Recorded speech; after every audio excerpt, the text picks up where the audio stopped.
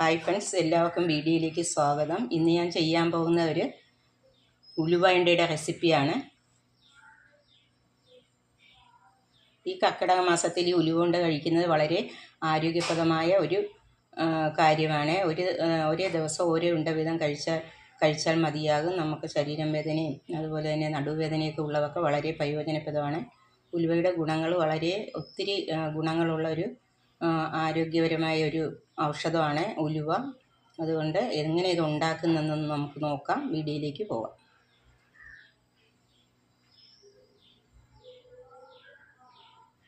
ഇപ്പം നമ്മളിങ്ങനെ കുറച്ച് ഈ പറഞ്ഞ സാധനങ്ങളെല്ലാം കൂടെ ഉലുവയും അയമോദകവും ജീരകവും അതുപോലെ തന്നെ പിന്നെ നമ്മൾ ഉലുവ അരി അതുപോലെ തന്നെ അവല്, ഉലുവയുടെ കയ്പ്പ് കുറയാൻ വേണ്ടിയാണ് നമ്മൾ അവല് ചേർക്കുന്നത്.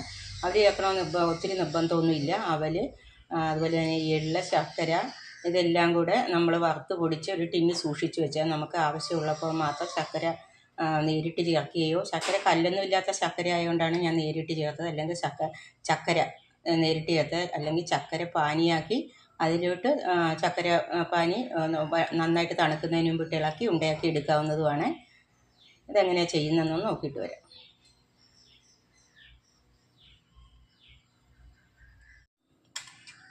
ഉലുവ ഉണ്ട ഉണ്ടാക്കാനായിട്ട് ഒരു 200 ഗ്രാം ഉലുവ എടുത്തിട്ടുണ്ട്. നല്ല കഴുകി വൃത്തിയാക്കി എടുത്തതാണ്.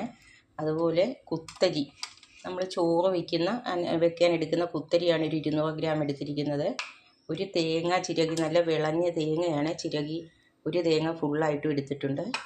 പിന്നെ ഒരു 3 ടേബിൾ സ്പൂൺ എള്ള് എടുത്തിട്ടുണ്ട്. അതുപോലെ തന്നെ ഒരു 2 ടേബിൾ സ്പൂൺ ജീരകം, നല്ല ജീരകമാണ് എടുത്തിരിക്കുന്നത്. 2 ടേബിൾ സ്പൂൺ അയമോദകവും 3/4 ടീസ്പൂൺ ചുക്കുപൊടി എടുത്തിട്ടുണ്ട്. ചുക്കുള്ളവർ ചുക്ക് പൊടിച്ചെടുത്താലും മതിയാകും. ഒരു 300 ഗ്രാമോളം ചക്കരയാണ് ഞാനിവിടെ ഇതിനായിട്ട് ഉപയോഗിച്ചിരിക്കുന്നത്.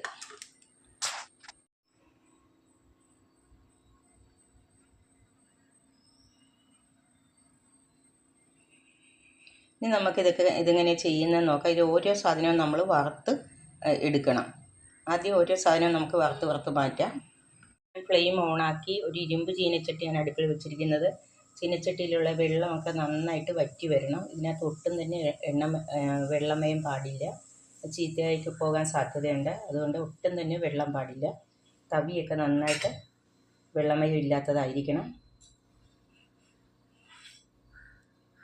ഒട്ടും വെള്ളമയമില്ലാത്ത തവിയും വേണം നമ്മൾ ഉപയോഗിക്കാൻ. ഇപ്പോൾ ചീനച്ചട്ടി നന്നായിട്ട് ചൂടായി വരാൻ തുടങ്ങിയിട്ടുണ്ട്. ആ സമയത്തേക്ക് നമുക്ക് ഈ ഉലുവ ഇതിലേക്ക് ചേർത്ത് കൊടുക്കാം.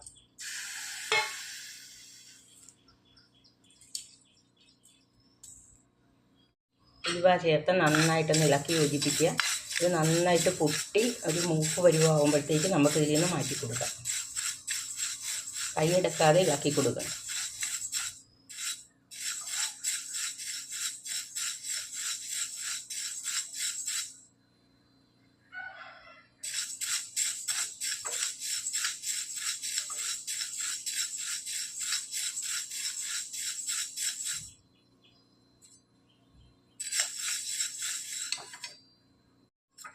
ഇപ്പോൾ പൊട്ടി വരാൻ തുടങ്ങും. ഇപ്പം 2 മിനിറ്റ് ഇത് ഇളക്കി കൊടുക്കണം കൈയെടുക്കാതെ. നന്നായിട്ട് ചൂടായി വന്നതിന് ശേഷം ഇത് പൊട്ടി വരാൻ തുടങ്ങും. ഇരുമ്പ് ചീനച്ചട്ടി ആയതുകൊണ്ട് പെട്ടെന്ന് തന്നെ ആയിക്കിട്ടും.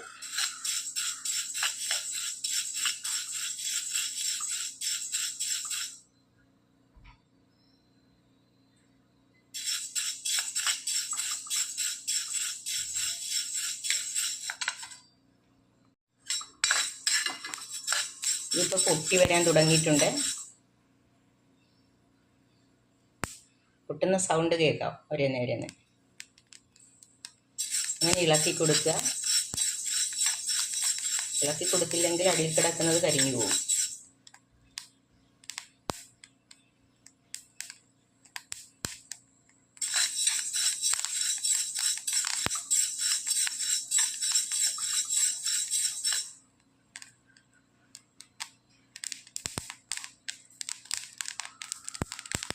എല്ലായിടവും നന്നായിട്ട് പൊട്ടി വരാൻ തുടങ്ങിയിട്ടുണ്ട്.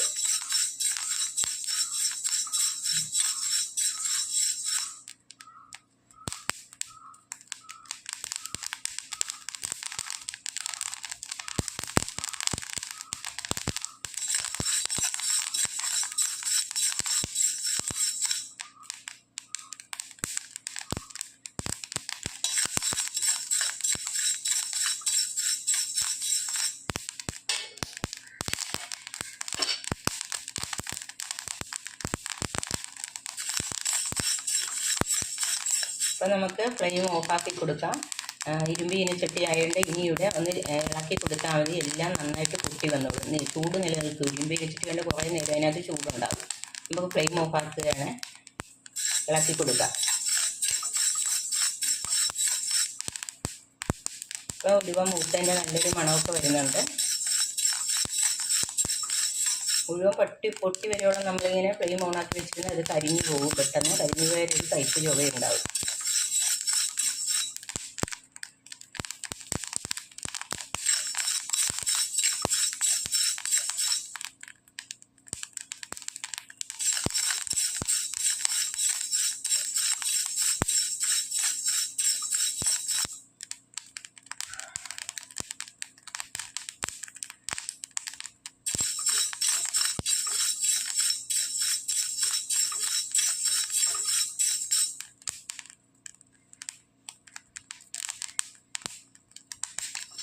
ഇനിയിപ്പോൾ നമുക്കിതൊരു പാത്രത്തിലേക്ക് മാറ്റി കൊടുക്കാം. ചീനിച്ചട്ടി കിടന്നാൽ പെട്ടെന്ന് തന്നെ കരിഞ്ഞു പോകും.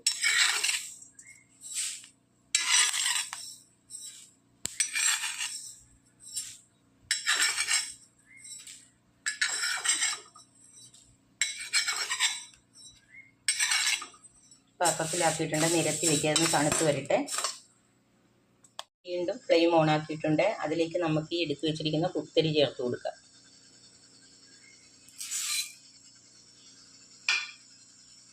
കുത്തരി ചേർത്ത് ചൂടായ ചട്ടിയാണ്. നന്നായിട്ട് ഇളക്കി കൊടുക്കാം.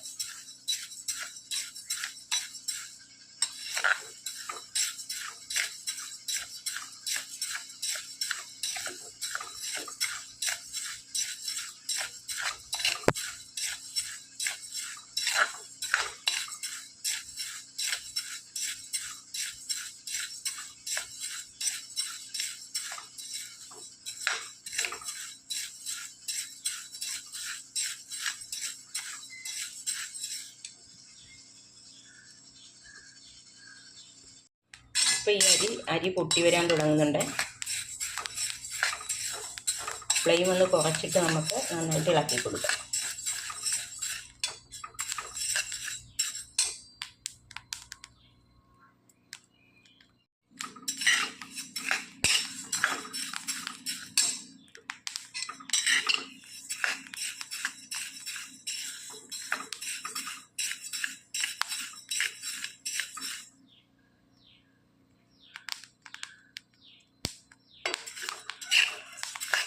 അരി നന്നായിട്ട് തന്നെ പൊട്ടി വരണം. അത് നമ്മൾ കൈയെടുക്കാതെ ഇളക്കിക്കൊണ്ടിരിക്കണം. അല്ലെങ്കിൽ കരിഞ്ഞു പോകും.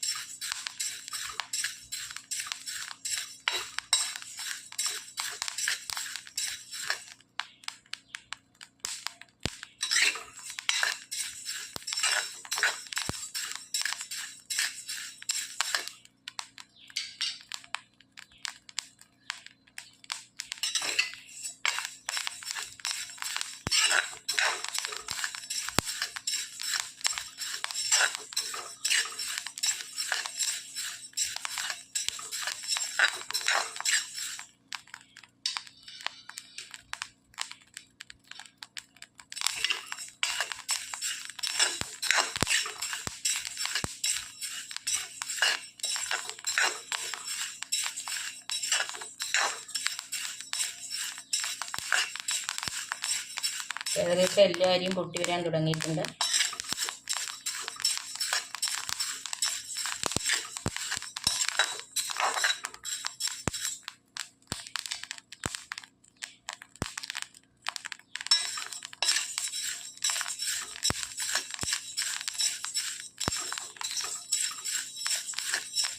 അരി ഇങ്ങനെ പൊട്ടി വരുമ്പോഴത്തേക്ക് ഈ ഉലുവ നമ്മൾ എടുത്തതിൻ്റെ കയ്പ് അറിയാതിരിക്കാൻ നമ്മളൊരു സ്പെഷ്യൽ ഇൻഗ്രീഡിയൻസും കൂടി ഇതിനകത്ത് ചേർക്കുന്നുണ്ട്. അത് അരി നന്നായിട്ട് പൊട്ടി വരുമ്പോൾ അതിൻ്റെ കൂടെ ചേർക്കാം. ഒരു 5 ടേബിൾ സ്പൂണോളം അവലാണ് എടുത്തിരിക്കുന്നത്. അത് ഇതിനകത്ത് ചേർത്ത് കൊടുക്കാം. എല്ലാം കൂടെ ഒന്നുകൂടെ നന്നായിട്ട് മിക്സ് ചെയ്യുക. അവൽ പെട്ടെന്ന് തന്നെ ചൂടായി കിട്ടും.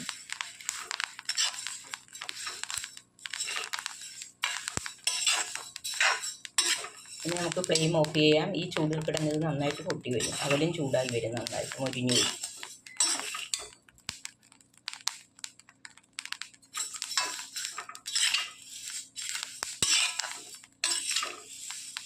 കൈയെടുക്കാതെ ഇങ്ങനെ ഇളക്കിക്കൊണ്ടിരിക്കണം.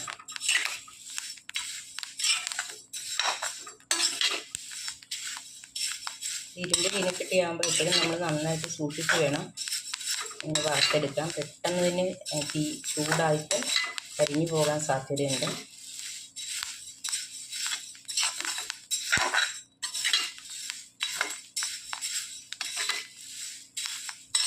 അരിയും അവലും എല്ലാം നന്നായിട്ട് മൊരിഞ്ഞ് പൊട്ടി വന്നിട്ടുണ്ട്. ഇത് നമുക്കൊരു പാത്രത്തിലേക്ക് മാറ്റാം.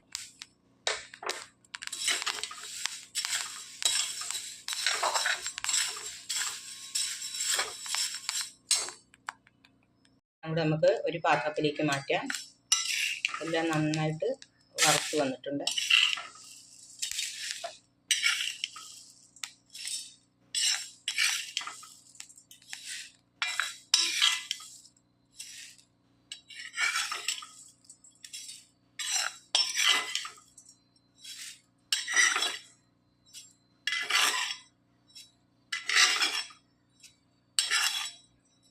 ഞാൻ എല്ലാം ഒരു പാത്രത്തിലേക്ക് മാറ്റിയിട്ടുണ്ട്. അതൊന്ന് ഇളക്കി നന്നായിട്ട് നിരത്തി കൊടുക്കണം.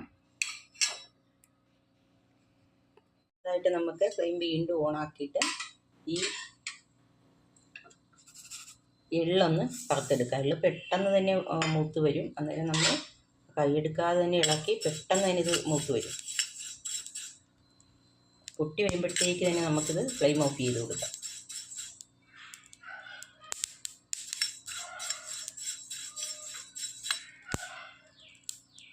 എള്ള് പൊട്ടാൻ തുടങ്ങിയിട്ടുണ്ട്. നമുക്ക് ഫ്ലെയിം ഓഫ് ചെയ്ത് കൊടുക്കാം. നന്നായിട്ടൊന്ന് ഇളക്കി കൊടുക്കാം. ഇളക്കി പെട്ടെന്ന് തന്നെ ഇത് ഒരു പാത്രത്തിലേക്ക് മാറ്റി കൊടുക്കാം.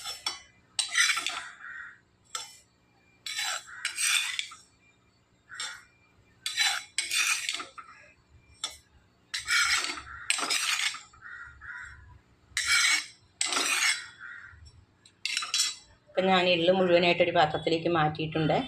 ഇതൊന്ന് തണുത്ത് വരട്ടെ. ഞാനിവിടെ ഫ്ലെയിം ഓണാക്കിയിട്ടുണ്ട്. ഇതിലേക്ക് നമുക്ക് അയമോദകവും ജീരകവും കൂടെ, നമുക്ക് ഈ എടുത്തു വച്ചിരിക്കുന്ന ആശാളി ജീരകം, ഇത് രണ്ടും കൂടെ ഒന്ന് ചൂടാക്കി എടുക്കാം.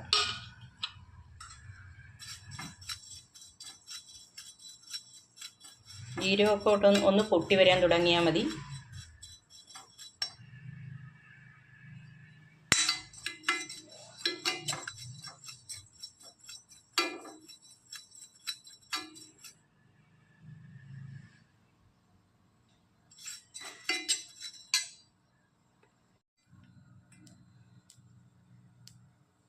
ഇപ്പം ജീരകം പൊട്ടി വരാൻ തുടങ്ങിയിട്ടുണ്ട്. ഈ സമയത്തേക്ക് നമുക്ക് തന്നെ ഫ്ലെയിം നമുക്ക് ഓഫ് ചെയ്ത് കൊടുക്കാം. അല്ലെങ്കിൽ ജീരകം കരിഞ്ഞു പോകും. ആശാളിയും ജീരകവും കരിഞ്ഞു പോകുന്നുണ്ട്. ഇത് നമുക്കൊരു പാത്രത്തിലേക്ക് മാറ്റി കൊടുക്കാം. ആശാളിയല്ല, അയമോദകമാണ്. പറയുമ്പോൾ ആശാളി എന്നാണ് ഞാൻ പറയുന്നത്. ആശാളിയല്ല, അയമോദകമാണ് എടുത്തിരിക്കുന്നത്.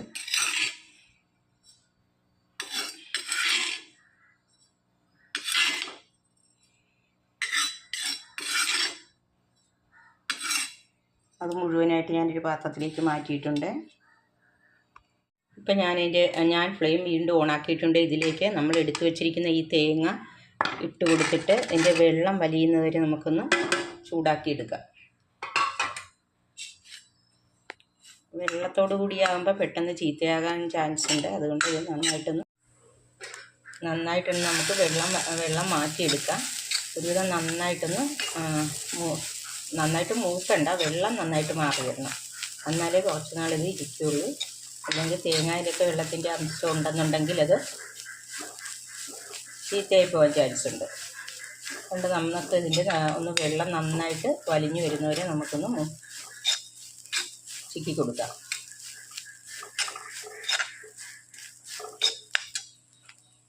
നമുക്ക് നോക്കാം. ഇതിൻ്റെ വെള്ളമൊക്കെ നന്നായിട്ട് വലിഞ്ഞ് വന്നിട്ടുണ്ട്. ഇപ്പോൾ നമുക്ക് ഫ്ലെയിം ഓഫ് ചെയ്ത് എടുക്കാം. ഇനി ഇരുമ്പിൻ്റെ ചീനിച്ചട്ടി ആയതുകൊണ്ട് ഒരു തണുത്ത് വരുമ്പോഴത്തേക്ക് നന്നായിട്ടിത് വെള്ളമൊക്കെ വലിഞ്ഞ് കിട്ടും, വെള്ളമൊക്കെ മാറിക്കിട്ടും. ഇതിൻ്റെ ഞാൻ ഫ്ലെയിം ഓഫ് ചെയ്യുകയാണ്. ഇടയ്ക്കിടയ്ക്കൊന്ന് ഇളക്കി കൊടുക്കാം.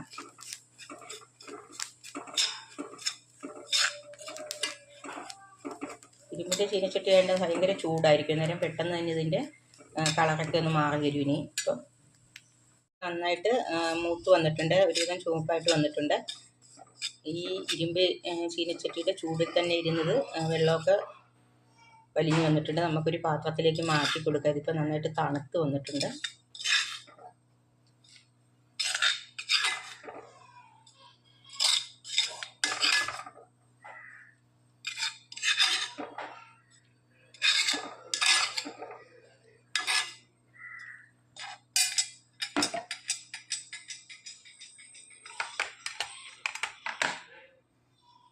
ഇനി നമ്മൾ ഈ വറുത്ത് വെച്ച എല്ലാം ഓരോരോ കൂട്ടമായിട്ട് പൊടിച്ചെടുക്കാം. ആദ്യം നമുക്ക് ഉലുവ വറുത്ത് വെച്ച് പൊടിച്ചുകൊണ്ട് വരാം. അത് കഴിഞ്ഞ് അരിയും അവലും കൂടെ വറുത്ത് പൊടിച്ചുകൊണ്ട് വരാം. അത് കഴിഞ്ഞ് എള്ള് പൊടിച്ചുകൊണ്ട് വരാം.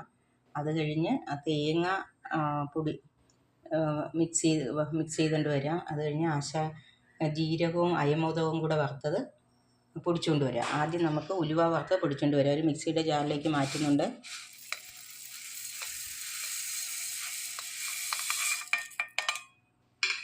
ഇത് നമുക്കൊന്ന് പൊടിച്ചു കൊണ്ടുവരാം. ഇപ്പം ഞാൻ ഉലുവ മുഴുവൻ നന്നായിട്ട് പൊടിച്ചുകൊണ്ട് വന്നിട്ടുണ്ട്. ഇത് അരിച്ചെടുക്കേണ്ട കാര്യമില്ല, നന്നായിട്ട് ഭസ്മം പോലെ പൊടിഞ്ഞിട്ടുണ്ട്. ഇനി അടുത്തതായിട്ട് നമുക്ക് ഈ അരിയും അവലും കൂടെ വറുത്ത് വെച്ചിരിക്കുന്നത് പൊടിച്ചുകൊണ്ട് വരാം. അരിയും അവലും കൂടെ വറുത്ത് വെച്ചിരിക്കുന്നത് ഞാൻ പൊടിച്ചുകൊണ്ട് വന്നിട്ടുണ്ട്.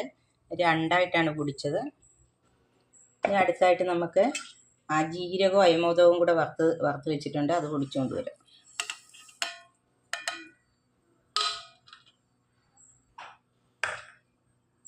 ഇപ്പം ജീരക അയമോദകവും കൂടെ വറുത്തത് ഞാൻ പൊടിച്ചുകൊണ്ട് വന്നിട്ടുണ്ട്. ഇനി അടുത്തത് നമ്മൾ എള്ള് വറുത്ത് വെച്ചിട്ടുണ്ടായിരുന്നു, അത് പൊടിച്ചുകൊണ്ട് വരാം. ഇപ്പം ഞാൻ എള്ള് വറുത്തതും പൊടിച്ചുകൊണ്ട് വന്നിട്ടുണ്ട്. ഇനി അടുത്തായിട്ട് നമുക്ക്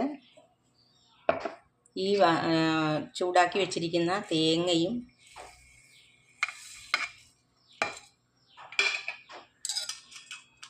ചുക്കുപൊടി നമ്മൾ എടുത്ത് വെച്ചിട്ടുണ്ടായിരുന്നു. ചുക്കുപൊടി ആയതുകൊണ്ട് ഇത് ചൂടാക്കിയില്ല.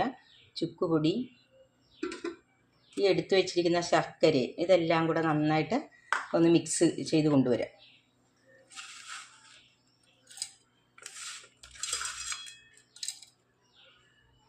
എടുത്തു വെച്ചിരുന്ന ശർക്കരയല്ല, ഒരു തെറ്റ് പറ്റിയിട്ടുണ്ട്. നേരത്തെ ശർക്കര എന്നാണ് പറഞ്ഞത്, ശർക്കരയല്ല, ഞാൻ ചക്കരയാണ് ഇവിടെ ഉപയോഗിക്കുന്നത്.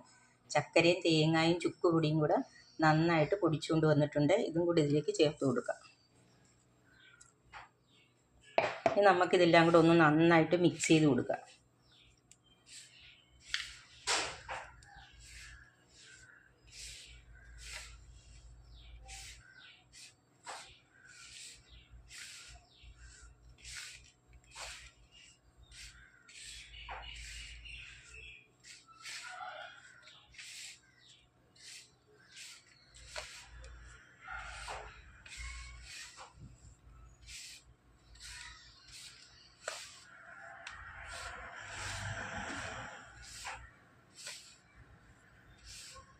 നമുക്കിതൊന്നുകൂടെ മിക്സിക്കകത്ത് ഈ മിക്സ് എല്ലാം കൂടെ ഒന്നുകൂടെ നന്നായിട്ട് കുറച്ചിട്ട് കാക്കിക്കൊണ്ടുവരാം.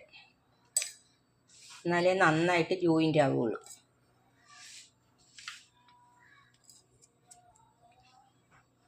അപ്പം ഞാനതിൽ കുറച്ച് ഒരു പകുതി എടുത്ത് മിക്സിക്കകത്ത് പൊടിച്ച കൂട്ടെല്ലാം കൂടെ ഒന്ന് കറക്കി കൊണ്ടുവന്നിട്ടുണ്ട്. ഈ പരുവത്തിൽ കിട്ടിയിട്ടുണ്ട്. നമ്മളിപ്പോൾ ഇത് കറക്റ്റ് പരുവമായെന്നറിയാൻ നമ്മളിങ്ങനെ ഉണ്ട പിടിച്ച് നോക്കണം.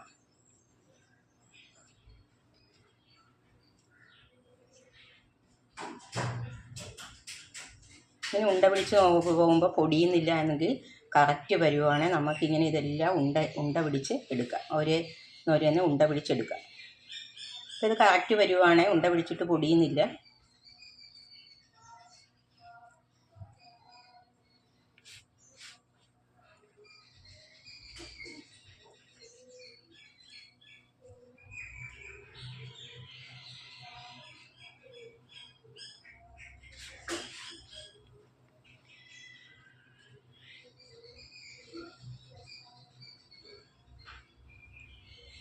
അപ്പോൾ എല്ലാം ഇങ്ങനെ ഉണ്ടയാക്കി എടുക്കാം. നമ്മുടെ ഉലുവ ഉണ്ട റെഡിയായിരിക്കുകയാണ്. ഈ കർക്കിടക മാസത്തിൽ ഉലുവ ഉണ്ട കഴിക്കുന്നത് വളരെ പ്രയോജനപ്രദമാണ്. നടുവേദനയ്ക്കും ശരീരം വേദനയ്ക്കും ഒക്കെ വളരെ നല്ലൊരു ഔഷധമാണ്.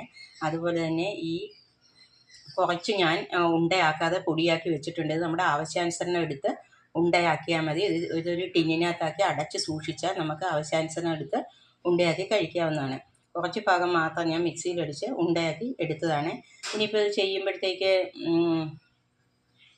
മധുരം പോരാന്നുണ്ടെങ്കിൽ കുറച്ചുകൂടെ ചക്കര ചേർക്കാം, തേങ്ങ കുറച്ചുകൂടെ കൂടുതൽ ചേർക്കാം. ഇപ്പം നമ്മൾ കൂട്ടുന്ന മിക്സ് നനവ് പോരാന്നുണ്ടെങ്കിൽ വീണ്ടും നമുക്ക് ചക്കരയും തേങ്ങയും കൂടെ കുറച്ചുകൂടെ ചേർത്താൽ നല്ല കറക്റ്റ് മിക്സിന് കിട്ടും. അതുകൊണ്ട് എല്ലാവരും ഒന്ന് ട്രൈ ചെയ്ത് നോക്കണം.